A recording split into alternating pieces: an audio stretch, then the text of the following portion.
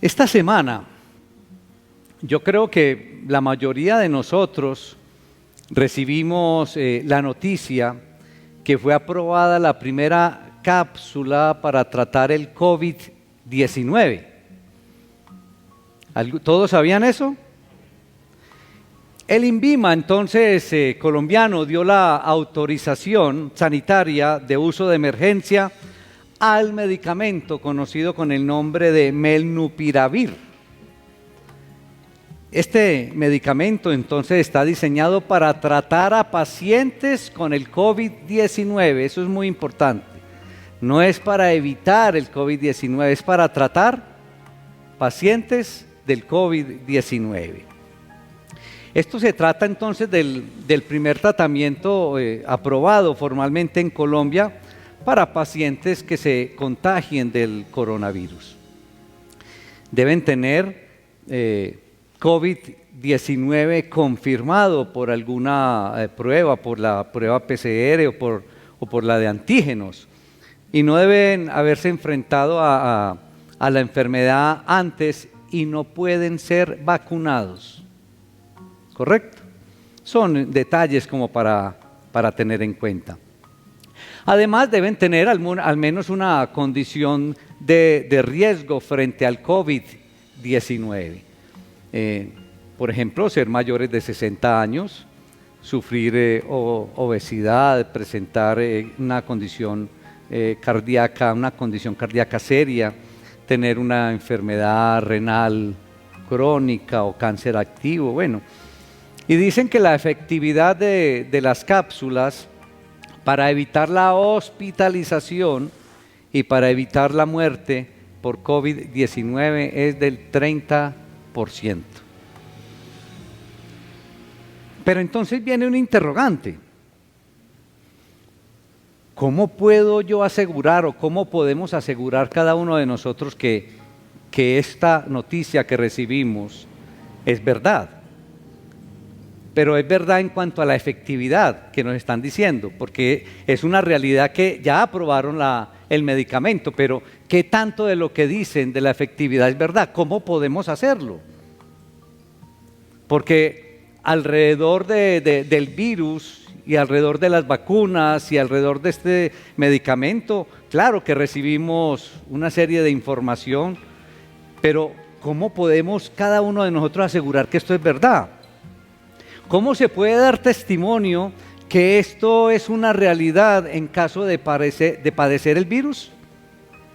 ¿Cómo puedes tú, Carlos, dar testimonio de que esto es una realidad? Que esa efectividad es tal cual lo presentan.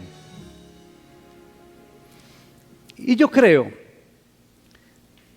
que la manera de poder dar testimonio, de asegurar este tipo de cosas es pasando de lo intelectual o de la teoría a la realidad. Es decir, pasando de lo que se conoce por escrito o lo que se recibe por escrito o de lo que se oye a vivir esa realidad en una propia experiencia, es decir, vivirlo. Porque cuando tú vives eso, Carlos, esa realidad, y tomas el medicamento y ves que entonces es efectivo, tú puedes hablar entonces con certeza. ¿Por qué? Porque lo viviste. Entonces hay que pasar de lo intelectual a lo real, a la realidad. Eso sí, de esa manera entonces podemos decir, esto es cierto, esto es real, porque yo lo viví. ¿Es así o no? Y creo que algo así el Señor nos tiene hoy a través de su palabra, algo que realmente podemos vivirlo entonces para poder expresarlo, sentirlo. Quiero invitarlos entonces al Salmo 18, el Salmo que acabamos de orar la palabra. Salmo 18, leo la palabra en el nombre del Padre, del Hijo y del Espíritu Santo. Amén. Los animo, hermanos, como siempre, a ponernos de pie porque vamos a recibir palabra de Dios.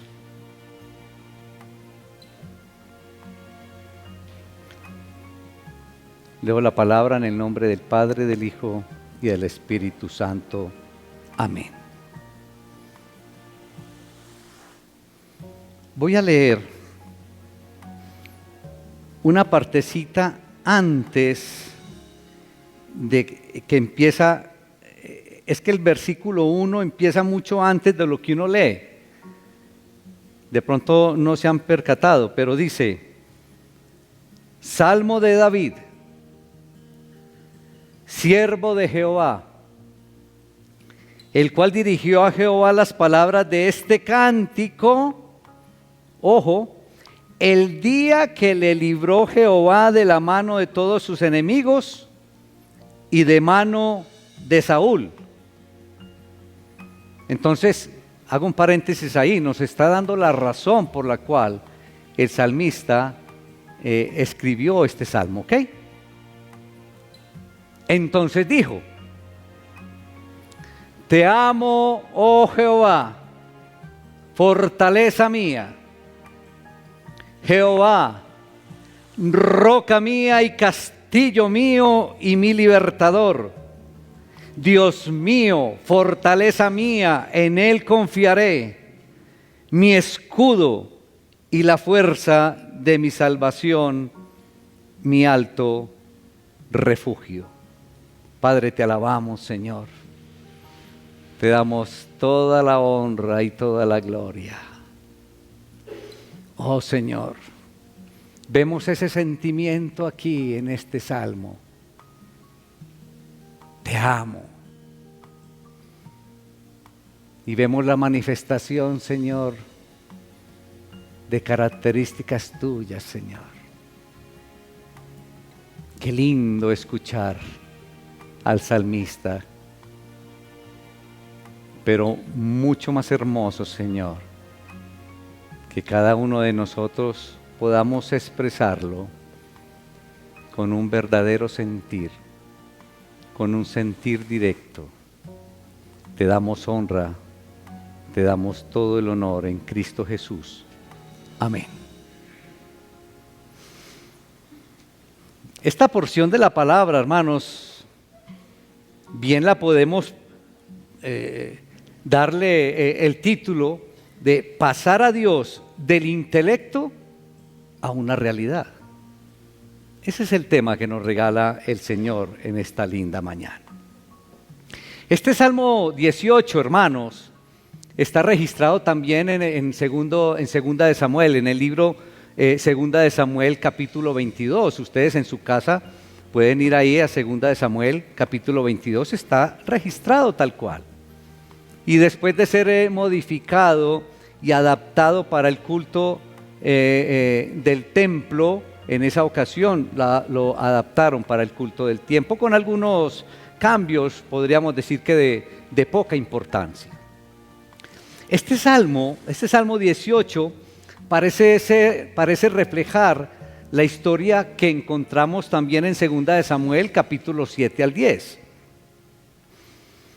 Y muy posiblemente este Salmo fue escrito en el periodo de madurez de David, que fue el que lo escribió, después de que hubo ganado grandes victorias y que había establecido el reino, su reino.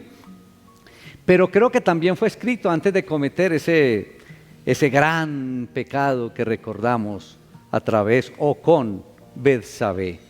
Y creo que también fue escrito antes de que las debilidades de la vejez le llegaran entonces al rey David, al salmista David. Y en este juramento que encontramos aquí en el Salmo 18 de alabar a Dios, David incluyó una metáfora después de otra para describir todo lo que el Señor es, pero también todo lo que había sido para él. Cuando uno lee aquí, David está describiendo todo lo que el Señor es, pero también lo que había recibido de él. El poeta, por llamarlo así, este salmista David, inicia: Te amo, oh Jehová. Porque Dios le había mostrado una gran misericordia durante todas las luchas de David. El Señor le había mostrado no solamente la misericordia, sino el acompañamiento y la dirección a través de toda su vida. Te amo, oh Jehová, dice el salmista. Y qué buena manera de iniciar este cántico de liberación. Pero la palabra utilizada aquí por David en este salmo no es una palabra sencilla, así como muchas veces utilizamos esa palabra sencilla de amar, sino que aquí la palabra que utilizó conlleva entonces ternura, conlleva afecto, conlleva gratitud. Noten ustedes, hermanos, que el salmista, que David, no ora con un sentido egoísta. Y creo que es el sentido que muchos de nosotros utilizamos en muchas de nuestras oraciones. Pero aquí el salmista no inicia con un sentido egoísta, porque inicia pensando ¿en quién? En Dios, no en sí mismo. Noten ustedes. Y Dios, hermanos, Dios quiere que le amemos, claro que sí. Y que le amemos no de cualquier manera, que le amemos desde el corazón. Lo podemos ver ahí que nos lo dice en Deuteronomio capítulo 10, versículo 12. Pero nosotros, hermanos, debemos aprender a expresarle ese sentimiento al soberano creador, de la misma manera que lo está haciendo el salmista. Y el salmista usa una cadena de figuras de refugio, usa una cadena de figuras de protección, pero bien firme, encontramos aquí. Y muchas vienen, mis hermanos, de estas figuras, de esa cadena de figuras, muchas vienen, y literal, vienen de la propia experiencia, vienen de lo que había vivido el rey David, el salmista David. Entonces, noten, hermanos, que David usa la figura de la peña cuando escapó de Saúl. Usa la figura del escudo para representar armas defensivas. Usa la figura del cuerno para representar el poder ofensivo que tenía. Este Salmo 18 deja bien claro, hermanos, que el que sigue a Dios puede contar no solo con su protección, sino que puede contar con su liberación. Y David se refiere al Señor de una forma magistral, de una forma hermosa, y dice, y se refiere al Señor como su roca. ¿Por qué? Porque le daba estabilidad y porque le daba seguridad. Y a través de los salmos, mis hermanos, cuando uno lee los salmos, encontramos en muchas oportunidades que se dice que Jehová es la roca, que Dios es la roca. Y el poeta también lo comparó con fortaleza, con una fortaleza, aquí en el versículo 2. Pero uno va a otros salmos, al Salmo 31, al 71, al 91, al 144, y uno encuentra lo mismo, que lo relacionan con fortaleza. Entonces roca y fortaleza describen un lugar alto, un alto refugio defensivo, hacia el cual se puede huir buscando ¿qué? Protección. Pero ¿saben algo, hermanitos? Refugiarse en el Señor es mucho mejor que esconderse en una fortaleza hecha por manos de hombres o en una enorme roca. El Señor es el mejor refugio, iglesia. ¿Alguien dice amén? El Señor es la mejor fortaleza. Gloria al Señor. Y David también comparó al Señor con un escudo y con un refugio. Términos militares que denotan ¿qué? Que denotan seguridad y protección ¿de quién? Del enemigo. Claro está. Y entonces, ya que el Señor había defendido y había liberado a David de todos sus enemigos, entonces el Señor era digno de toda alabanza por el salmista David. Y eso era lo que estaba haciendo David aquí. Miren, Hay una nota que encabeza el Salmo, que fue con la que iniciamos. Y recordemos, y dice, Salmo de David, siervo del Señor, el cual dirigió al Señor las palabras de este cántico el día que el Señor lo libró de la mano de sus enemigos y de la mano de Saúl. Miren que aunque no tuviéramos esta explicación en el contexto en el cual se da o nace esta proclamación, esta eufórica proclamación de los múltiples atributos de Dios, el tono utilizado por el salmista, el tono mismo de la poesía, no deja lugar a duda que este salmo, ¿sí?, o que esta proclamación de los múltiples atributos de Dios fueron escritos por una persona que había experimentado en carne propia la magnífica intervención del soberano Creador. No cabe duda. Pero de todas maneras nos da la claridad, la aclaración, con ese contexto, en qué momento lo hizo y por qué. Entonces, hermanos, esto no lo había leído David en ningún libro. Esto no lo habían enseñado, no se lo habían enseñado en la iglesia a David, ni en ningún estudio bíblico. Esto lo había ¿qué? Vivido. Esto lo había experimentado, por eso salía del corazón, de las entrañas de David. A él no se lo habían enseñado, él no lo había escuchado. Y David menciona diferentes características de Dios en este salmo, todas ellas relacionadas con la particular situación que estaba viviendo David, o que vivía David. Y miren cómo se refiere, y él habla de roca, de castillo, de libertador, de fortaleza, de escudo, de fuerza, de alto refugio. Que miren todo lo que describe, diferentes características de Dios. Y todos sabemos que David durante años se había refugiado en el desierto. Y no de cualquier manera, de condiciones muy diferentes incluso a las condiciones de Moisés por allá en Madián. Fueron condiciones muy diferentes. Porque es que David se permanecía huyendo de cueva en cueva, siempre atento a los movimientos del enemigo. Y David se había encontrado en incontables aprietos, donde solamente la intervención milagrosa de Dios lo había librado de la muerte segura. Solamente la intervención milagrosa de Dios. Y ese es el tema principal de este salmo, mis hermanos.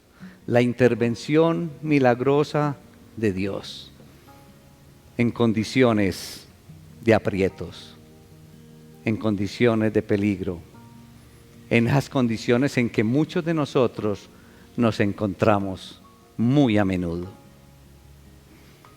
Entonces, iglesia, lo que les quiero transmitir es que para David estas características de Dios eran reales, porque las había vivido en su propia experiencia día tras día. ¿Alguien dice amén? Eso es lo que debemos entender, hermanitos, que David no estaba expresando esto porque lo escuchaba, porque se lo habían enseñado, no, porque lo había vivido en experiencia propia. Entonces eso le salía naturalmente. Pero hermanos, para algunos de nosotros no son más que atributos asignados a Dios, porque nuestro intelecto, nuestro conocimiento así nos lo muestra. Quizás todos estos atributos que describe David simplemente nosotros los hemos leído. Es posible que todos estos atributos de Dios nosotros de pronto en oraciones los hemos escuchado. en alabanzas, quizás los hemos escuchado. Es muy posible, mis hermanos, que todos estos atributos de Dios entonces nos han llegado al intelecto, al conocimiento. Entonces sabemos intelectualmente que Dios es la roca, que es la fortaleza, que es el poder, que es un libertador. Pero como intelecto, como conocimiento, y cantamos estas cosas en nuestras reuniones. Es más, fue una de nuestras alabanzas ahora, al inicio. Entonces es muy posible que esa sea la manera en que haya llegado a nuestra mente, a nuestro conocimiento, a nuestro intelecto. Y conocemos innumerables pasajes en la palabra de Dios donde así lo describen. Quizás otras personas, mis hermanos, nos han dado testimonio de haber experimentado estas facetas en el caminar con el Padre Celestial. Pero en nuestra vida, hermanos, estas verdades no han salido, quizás para muchos, del ámbito de lo teórico, de lo que escuchamos, de lo que nos enseñan. ¿Cómo se puede comprobar entonces, iglesia? ¿Cómo se puede comprobar que Dios es realmente como lo describe el salmista en el Salmo 18? ¿Cómo se puede comprobar eso? Qué interrogante tan profundo, hermanos. ¿Cómo se puede comprobar? Porque de hecho es así. Todas esas características, todos esos atributos de Dios son ciertos, es así. Pero individualmente, cada uno de nosotros, ¿cómo puede comprobar que toda esta descripción tan hermosa es una realidad en cada uno de nosotros, en cada uno de ustedes? Porque es posible que esa realidad, que no sea una realidad en mi vida, pero es posible que no sea una realidad en tu vida y que solamente lo lees, lo escuchas, pero no lo vives.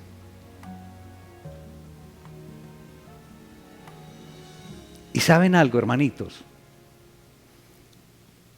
Para que estos aspectos de Dios se hagan reales en nuestra vida, debemos estar dispuestos a abrirle un espacio para que Dios pueda demostrar precisamente su fidelidad hacia los que están en apuros, hacia los que están en necesidad. Tenemos que abrirle un espacio, tenemos que dejarlo entrar para que Él haga, para que demuestre. Y ustedes se preguntarán, pero ¿y de qué manera? ¿Cómo lo hago? Pues muy sencillo, hermanos. Para comprobar que Dios es fortaleza, necesitamos reconocer entonces que somos ¿qué? Débiles. Para que tú puedas comprobar que Dios es fortaleza, entonces simplemente reconoce que tú eres débil. Porque ¿qué pasa si yo digo, no, es que yo soy fuerte y no necesito de nada? ¿Qué vas a comprobar que Dios es fortaleza? ¿Sí me hago entender? Para comprobar que Dios es fortaleza, entonces tienes que reconocer que eres débil. Para que Dios sea nuestra roca o tu roca, debes reconocer que estamos parados en fundamentos movedizos, sobre arena. Y de esa manera entonces reconocemos que Él es nuestra roca, que Él es roca.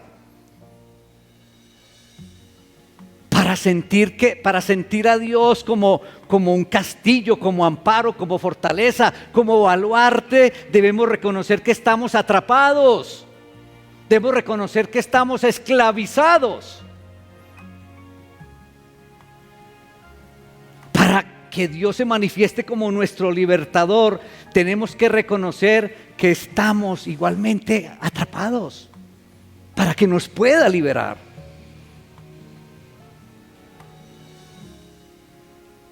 Para que Dios sea nuestro escudo, debemos confesar que nos sentimos indefensos.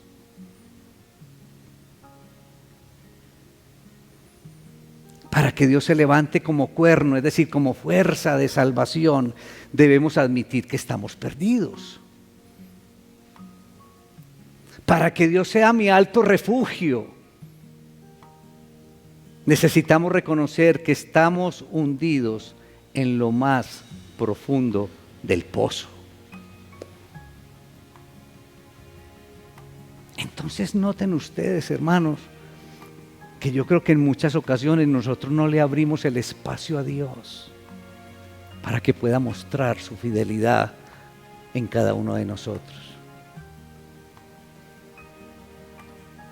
Nosotros podemos comprobar todos estos atributos de Dios, pero debemos reconocer todas estas cosas, que somos débiles, que estamos en fundamentos movedizos, que estamos desprotegidos, que estamos atrapados, que nos sentimos indefensos, que estamos perdidos, que estamos en lo profundo del pozo. Y entonces ahí sí el Señor nos va a mostrar su fidelidad y nos muestra todos sus atributos. Entonces, hermanos, nosotros debemos reconocer que lo necesitamos para poder comprobar todos sus atributos. Debemos reconocer entonces, hermanitos, una total dependencia de Él.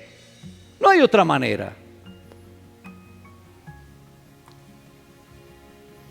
Entonces, reconociendo que necesitas a Dios, reconociendo tu dependencia de Él, de esa manera entonces lo vas a vivir, de esa manera lo vas a experimentar. Y vas a poder levantar tu voz, hermanito y hermanita, como lo hizo el salmista. Entonces, cuando ya experimentes esos atributos y la fidelidad de Dios en tu vida, vas a poder decirle al Señor: te amo, como lo expresó el salmista. Vas a poder decirle: eres mi fortaleza. Y ya no con los labios o con las palabras del salmista, sino con tu propio sentir, porque ya lo has experimentado. No del intelecto, no de lo que escuchas, no a través de una alabanza, sino a través de lo que vives. Y que ya has comprobado la fidelidad de Dios para contigo. Le vas a poder decir al Señor: roca mía, castillo mío, mi libertador, Dios mío, fortaleza mía, en ti confiaré. Vas a poder decirle: mi escudo, fuerza de mi salvación, mi alto refugio. Entonces es muy distinto, mis hermanos, cuando lo decimos porque lo tenemos en un intelecto. Es muy diferente a cuando ya lo hemos vivido y lo sentimos. Y podemos decirle al Señor con las mismas palabras del salmista, pero que salen ya de nosotros mismos porque lo hemos experimentado, porque lo vivimos. Y podemos expresarle las mismas cosas que le expresó el salmista, porque lo hemos vivido. En conclusión, hermanos, la realidad de Dios expresada en estos atributos divinos se ve solamente en la vida de aquellos que reconocen su necesidad de Él. Esto lo puedes vivir y lo puedes experimentar. Los atributos de Dios los puedes experimentar solamente cuando reconozcas que lo necesitas, que es una necesidad tuya que el Señor obre en ti.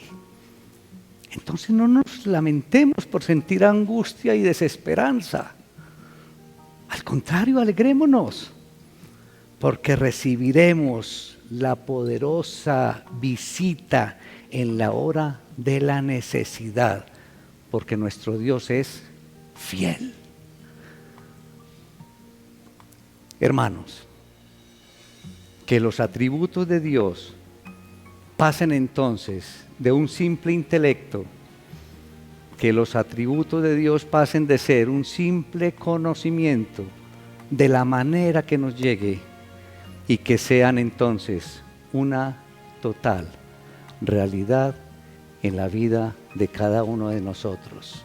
Simplemente porque lo que expresemos ya lo hacemos, porque lo sentimos, porque lo vivimos, porque lo hemos experimentado.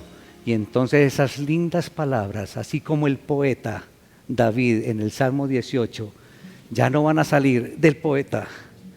Ya esas palabras hermosas y esos atributos hermosos de Dios van a salir desde cada uno de nosotros, porque lo sentimos y porque lo vivimos. Padre, te alabamos, te damos honra, te damos todo el honor, en el poderoso nombre de Cristo Jesús. Gracias, Señor, por tu palabra.